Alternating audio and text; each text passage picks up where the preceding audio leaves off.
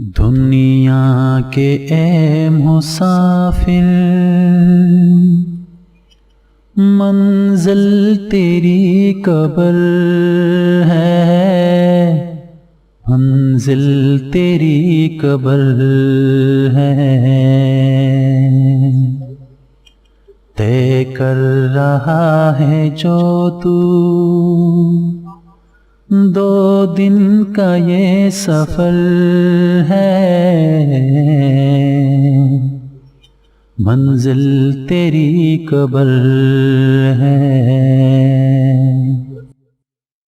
اعوذ باللہ من الشیطان الرجیم، بسم اللہ الرحمن الرحیم۔ تمام سننے اور دیکھنے والوں کو السلام علیکم۔ آپ دیکھ رہے ہیں روحیل وائس چینل۔ جنید جمشید 30 ستمبر 1964 کو پیدا ہوئے۔ 52 سالہ جنید جمشید کی زندگی نشیب الفراز سے عبارت رہی۔ انہوں نے لاہور یونیورسٹی آف انجینئرنگ سے ڈگری حاصل کی اور کچھ عرصہ انجینئرنگ سے وابستہ رہے۔ 1980 کے عشرے میں انہوں نے ایک میوزک گروپ وائٹل سائنس بنایا جس کے وہ مرکزی گلوکار تھے، جبکہ شہزاد، روحیل حیات اور سلمان احمد موسیقاروں میں شامل تھے۔ وائٹل سائنس کے گانوں کو بین الاقوامی شہرت حاصل ہوئی۔ جنید جمشید کا گایا ہوا نغمہ دل دل پاکستان آج بھی مقبول ہے۔ بی بی سی کے ایک سروے کے مطابق دل دل پاکستان دنیا کے پر اثر ترین قومی نغموں میں شامل ہے، جسے پاکستان کا دوسرا قومی ترانہ بھی کہا جا سکتا ہے۔ جنید جمشید کو 2007 میں تمغہ امتیاز سے بھی نوازا گیا۔ 90 کے عشرے میں وائٹل سائنس گروپ شکست و ریخت کا شکار ہوا، لیکن جنید جمشید نے تنہا اپنا فنی سفر جاری رکھا اور اپنی تخلیقی قوت سے بہترین موسیقی پیش کی، اور اس وقت ان کے گائے ہوئے گیت آج بھی بے حد مقبول ہیں۔ 2004 میں جنید جمشید کی زندگی میں ایک اہم تبدیلی رونما ہوئی، اور وہ موسیقی کے کیریئر کو عروج کے وقت پر چھوڑ کر مذہبی تبلیغ اور نعت گوئی کی جانب راغب ہو گئے۔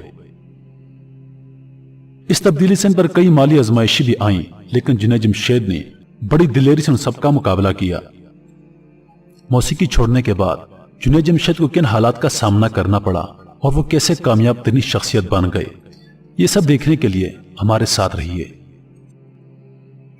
عبدالحامد خان کراچی پول کانٹیننٹ میں ملازم تھے۔ تنخواہ اچھی تھی لیکن وہ مالدار نہیں تھے۔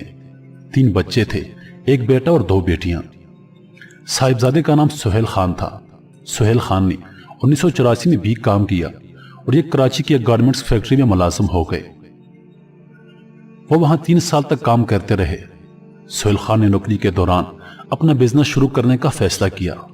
نوکری کو خیر بات کہا، 50,000 روپے اکٹھے کیے اور 9 سلائی کی مشینیں خریدی اور UNI کے نام سے گارمنٹس کا چھوٹا سا یونٹ لگا لیا۔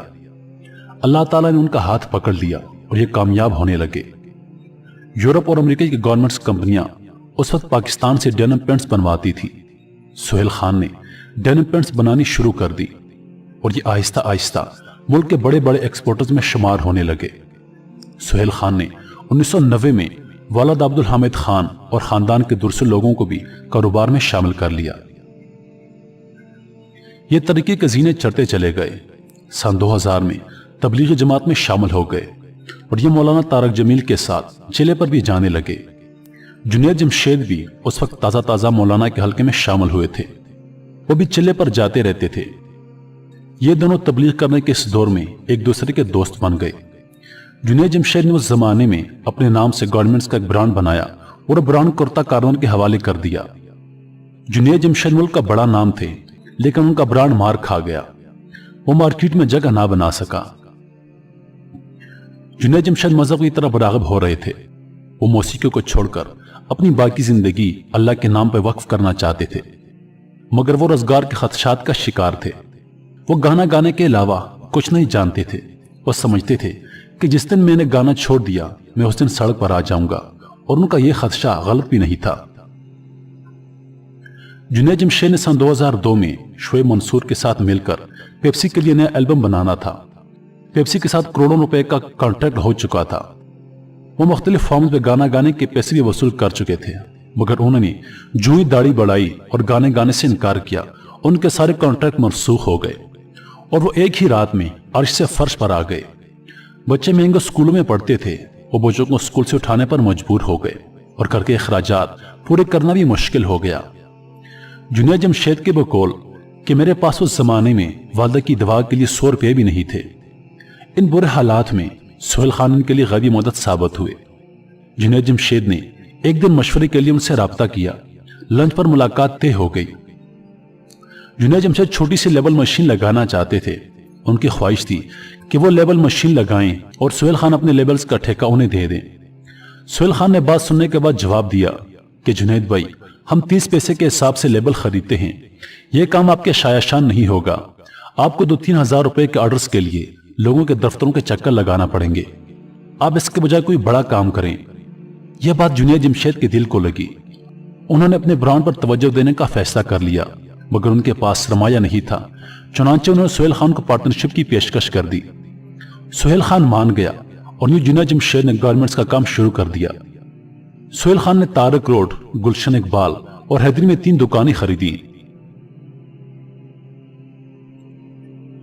اپنی فیکٹری کے اندر جنید جمشید کے نام کا ایک بڑا کارنر بنایا اور کام شروع کر دیا، مگر برانڈ اس کے باوجود کامیاب نہ ہو سکا۔ جنید جمشید مایوس ہو کر دوبارہ گانے کی طرف چلے گئے، داڑھی بھی صاف کرا دی اور اپنے پرانے سارے معاہدے تازہ کر لیے۔ یہ تبدیلی سہیل خان اور جنید جمشید کے معاہدے میں رکاوٹ بن گئی۔ کام تقریباً بند ہو گیا، لیکن جنید جمشید جلد ہی واپس آ گئے اور کام دوبارہ شروع ہو گیا۔ سہیل خان نے یہ برانڈ اپنے بہنوئی محمود خان کی نگرانی میں دے دیا، لیکن وہ بھی یہ کام نہ چلا سکے۔ برانڈ بری طرح پٹ گیا اور جنید جمشید کا مالی بحران بھی بڑھ گیا۔ لیکن پھر ایک عجیب واقعہ پیش آیا اور جنید جمشید کا برانڈ تیزی سے ترقی کرنے لگا۔ وہ سب کیسے؟ آئیے اب اس طرف آتے ہیں۔ سہیل خان اور جنید جمشید مشکل دور میں مشورے کے لیے مولانا تقی عثمانی کے پاس چلے گئے۔ مولانا نے دونوں کی بات سنی اور فرمایا کہ میں تم دونوں کو کامیابی کا گھر بتاتا ہوں، آپ اس گھر کو پلے باندھ لو، تمہارا مسئلہ حل ہو جائے گا۔ یہ دونوں مولانا صاحب کی بات غور سے سننے لگے۔ مولانا نے فرمایا، تم 2 پارٹنرز ہو، تم آج سے اللہ تعالیٰ کو اپنا تیسرا پارٹنر بنا لو اور تم کامیاب ہو جاؤ گے۔ یہ بات دونوں کے دل کو لگی۔ یہ دونوں باہر نکلے اور ایک نیا کانٹریکٹ ڈیزائن کیا جس کا نام تھا جے ڈاٹ۔ جے ڈاٹ میں سہیل خان، جنید جمشید اور اللہ تعالیٰ ان کا تیسرا پارٹنر ہو گئے، اور یہ دونوں نہایت ایمانداری سے اپنے منافع کا تیسرا حصہ اللہ تعالیٰ کے اکاؤنٹ میں جمع کرانے لگے۔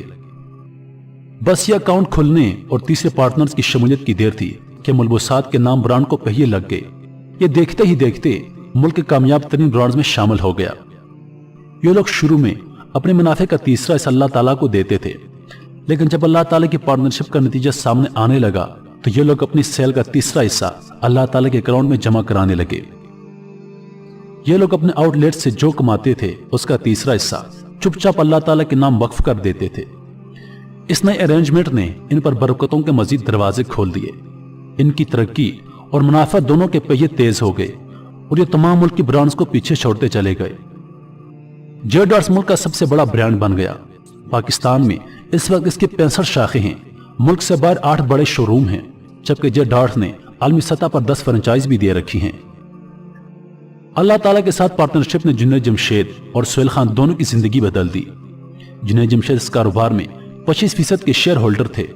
یہ 25% بھی بہت بڑی رقم تھی۔ یہ رقم جنید جمشید کی ضرورت سے زیادہ تھی، چنانچہ انہوں نے اس رقم کا بھی بڑا حصہ اللہ کی راہ میں خرچ کرنا شروع کر دیا۔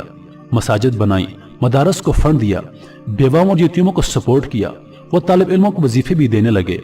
وہ جو اللہ تعالیٰ کی پارٹنرشپ میں اضافہ کرتے چلے گئے، اللہ تعالیٰ ان پر اپنے کرم کے دروازے کھولتا چلا گیا، یہاں تک کہ مولوی جنید جمشید راک سٹار جنید جمشید سے زیادہ مقبول ہو گیا۔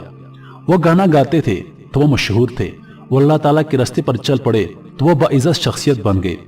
وہ گلوکار تھے تو لوگ ان سے آٹوگراف لیتے تھے، لیکن وہ جب مولوی بنے تو لوگ ان کے ہاتھ چومنے لگے۔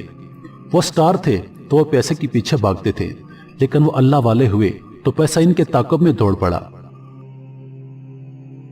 سہیل خان کی زندگی بھی بدل گئی۔ یہ اللہ تعالیٰ کو پارٹنرز بنا کر مٹی کے جس ڈھیر کو ہاتھ لگاتے وہ سونا بن جاتا، اور یہ جس پروجیکٹ میں اللہ تعالیٰ کو شامل نہ کرتے وہ منصوبہ کثیر سرمایہ کاری اور ماہر ترین ٹیم کے باوجود بھی بیٹھ جاتا۔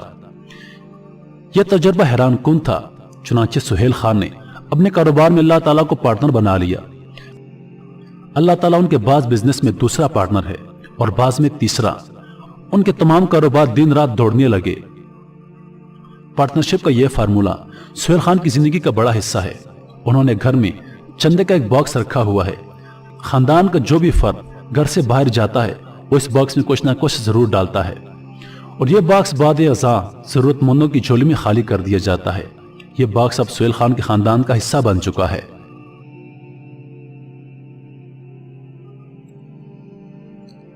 مجھے جنید جمشید کی مقبولیت کے پیچھے ان کی قربانی دکھائی دی، اور خوشحالی کے پیچھے اللہ تعالیٰ کی پارٹنرشپ۔ جنید جمشید نے اللہ تعالیٰ کے لیے شہرت کو ٹھوکر ماری تھی۔ اللہ تعالیٰ نے انہیں دنیا اور آخرت دونوں میں عزت سے نواز دیا۔ جنید جمشید نے اپنے کاروبار میں اللہ تعالیٰ کو پارٹنر بنا لیا تھا۔ اللہ تعالیٰ نے انہیں مال و دولت سے رنگ دیا۔ یہ ملک کے خوشحال ترین لوگوں میں شمار ہونے لگے۔ کاش جنید جمشید کی زندگی اور موت ہماری آنکھیں کھول دے۔ کاش ہم جنید جمشید کی طرح اللہ تعالیٰ کے لیے شہرت بھی قربان کر دیں اور اللہ تعالیٰ کو اپنا پارٹنر بھی بنا لیں، اور اللہ تعالیٰ جواب میں ہماری زندگیاں بھی بدل دے۔ مجھے یقین ہے ہم نے جس دن یہ کام کیا اس دن خوشحال بھی ہو جائیں گے اور باعزت بھی، کیونکہ اللہ تعالیٰ کی غیرت کبھی یہ گوارا نہیں کرتی کہ دنیا کا کوئی شخص اس کے نام شہرت قربان کرے اور یہ اس کے بدلے میں اسے عزت نہ دے، اور کوئی شخص اسے اپنا بزنس پارٹنر بنائے اور اس کے کاروبار میں نقصان ہو جائے۔ بے شک اللہ تعالیٰ کائنات کا سب سے بڑا غیرت مند پارٹنر ہے۔ جنید جمشید 4 دسمبر 2016 کو دعوت تبلیغ کے سلسلے میں چترال گئے تھے، جہاں سے واپسی پر حویلیاں کے مقام پر ان کا طیارہ حادثے کا شکار ہو گیا، اور جنید جمشید اپنی اہلیہ نیہا کے ہمراہ اس طیارے میں جم بحق ہو گئے۔ اللہ تعالیٰ ان کو جنت الفردوس میں اعلیٰ مقام عطا فرمائے، آمین۔